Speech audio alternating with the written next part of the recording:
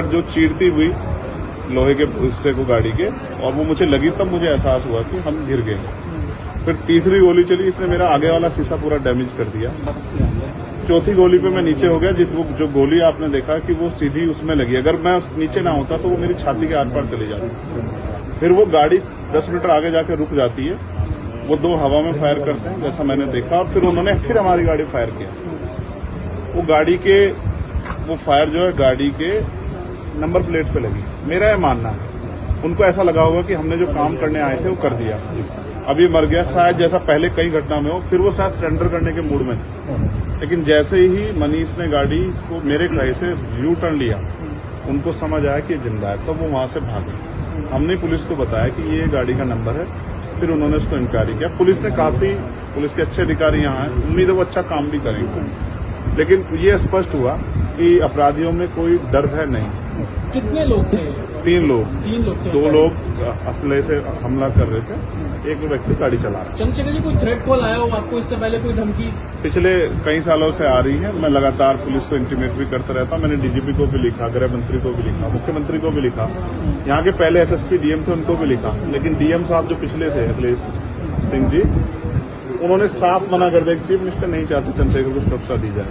मेरे आज भी याद है ये बात, क्योंकि मैंने एलआईयू के अधिकारी द्वारा पूछा कि भाई मैंने आपको बताया, फिर क्यों नहीं हो रहा है?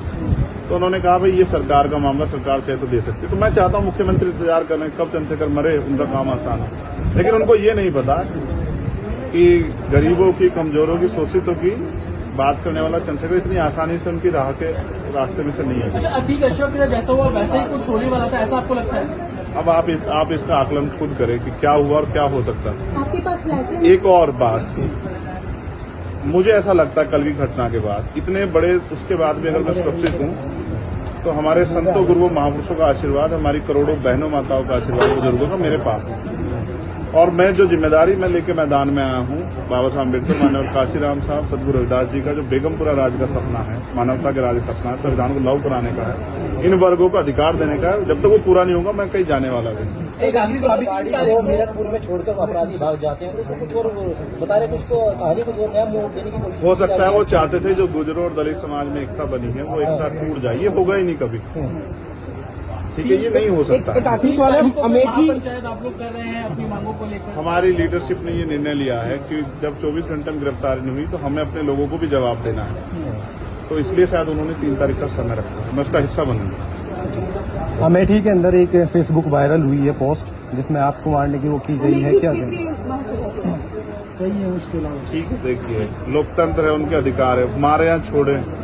मैंने कहा ना, मैं पहला थोड़ा ही हूं जो मारा जा रहा हूं या जिसको मारने का प्रयास किया। मुझसे पहले बहुत मरे हैं, लेकिन उनको कोई जान नहीं रहा था। मुझे लोग जानते हैं तो मेरी बात आगे बढ़ती, लेकिन मैं अपने लोगों को मरने नहीं दूंगा। ये भी मैं उनको संदेश देना चाहता हूँ।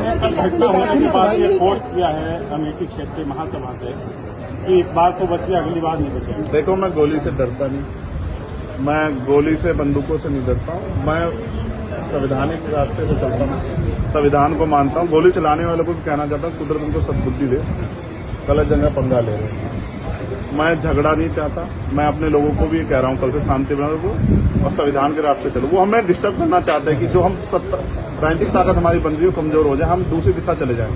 लेकिन ये भी एक अटूट सत्य है कि हम संविधान के जरिए जवाब देना जानते हैं। और किसी को गलतफहमी हो तो वो गलतफहमी सुधारने का समय, वो क्यों वो कर रहे थे, वो पाला खींच ले। मुझे ही तो मारना है ना, वो बता दे मैं चला जाऊंगा मरने, मगर मेरे लोगों के साथ तो खेलना खेलना। मैं तैयार हूं, अगर मेरे मरने से हमारा आंदोलन आगे बढ़ता, हमारे लोग खड़े होते, मुझे कोई दिक्कत नहीं है। लेकिन उनको ये समझना चाहिए कि ये आज लोकतंत्र है। गोली की भाषा से एक चंद्रशेखर मरेगा तो क्या हो जाएगा, हजारों चंद्रशेखर पैदा हो जाएंगे। ये समाज, बहुजन समाज तो उपजाऊ समाज है। एक मरेगा, 1000 पैदा हो, कितने चंद्रशेखर मारोगे? और मारो। गोलियों में सत्ता का संरक्षण आपको है, मुख्यमंत्री आपका अपना है, खूब चंद्रशेखर को मारो। हर जिले से चंद्रशेखर पैदा हो। पहली घटना आपके साथ बाबा साहब अम्बेडकर और मानव काशीराम साहब को सपना पूरा करे बगैर संविधान को लागू करवाए हम लोग जाएंगे। चंद्रशेखर भाई, पहली घटना आपके साथ मुजफ्फरनगर में हुई, दूसरी अब देवबंद में हुई। क्या लगता है कि आसपास का क्षेत्र उससे पहले बुलंदशहर में? अगर पहली घटना पे ठोस कार्रवाई हो जाती तो अपराधियों के हौसले कमजोर होते हैं। लेकिन मैंने कहा ना कि एक रानी का नहीं, प्राइमरी स्कूल के हेडमास्टर का बेटा है, एक गरीब माँ का बेटा है, तो मर जाए क्या फर्क पड़ा, किसी को क्या फर्क पड़ता है? उनका रास्ते काटा आसान से निकल रहा है।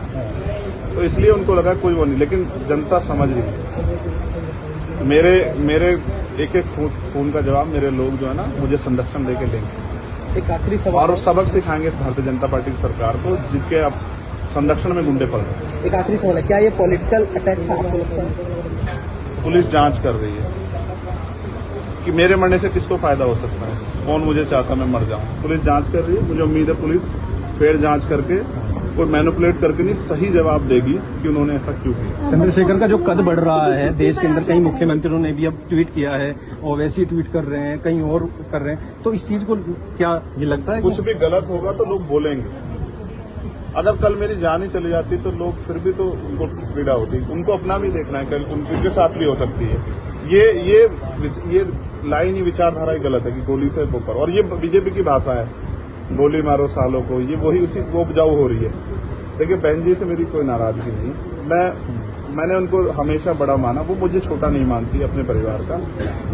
उनको ये घटना छोटी लगी, शायद अगर मैं मर भी जाता शायद उनको इसमें कोई शायद बुरा नहीं लगता, मुझे उनसे कोई दुख नहीं।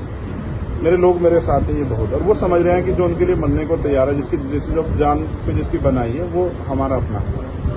मेरे लोग मेरे साथ खड़े होंगे, मैं इस लड़ाई को लड़ता हूं। लगभग सभी दलों के लोग आपसे मिलने आए हैं, कैसा देखते हैं, क्या नहीं, मैं उनका धन्यवाद भाजपा के भी नहीं, विधायक आए मैं कह हैं। रहा हूँ बस सबका धन्यवाद करता हूँ, मगर ये है मैं ये प्रयास करूंगा कि भविष्य में ऐसा किसी के साथ ना, इसलिए लॉ एंड ऑर्डर की कानून व्यवस्था अच्छी होनी चाहिए, मुख्यमंत्री उस पर ध्यान देना चाहिए। बात चंद्रशेखर की नहीं है, बात इस प्रदेश में हो रही हजारों बहनों के साथ जो असमतें लुट रही है हर महीने, रेप हत्या हो रही है, लोगों की जान जा रही है, ये सब उन पर वो करता है। तो वो मुख्यमंत्री पद पर बैठे हैं, अगर वो इसको संभाल नहीं पा रहे हैं तो क्या फायदा, तो उनको इस्तीफा दे देना चाहिए। फिलहाल आप ठीक है, डिस्चार्ज किया जा रहा है? हाँ ठीक है। आपके कार्यकर्ताओं ने आज जो है जगह जगह ज्ञापन दिया है, सहारनपुर में दिया, अगली रणनीति क्या रहेगी किस हिसाब से? कोई रणनीति नहीं, पार्टी के सीनियर लीडर जो तय करेंगे हम लोग उस पर काम करेंगे। और दूसरा, मेरे पीठ में जहाँ गोली लगी है वहाँ ड्रेसिंग जारी है, ठीक है। पहले से आराम है, बस एक जलन और घाव है, जख्म वो तो है ही, सांस लेने में दिक्कत थी, बीपी जो है फ्लक्चुएट हो रहा था, फ्लक्चुएट अप डाउन हो रहा था, वो ठीक है पहले से। ठीक है, चलो, ठीक है, चलो, रुको पहले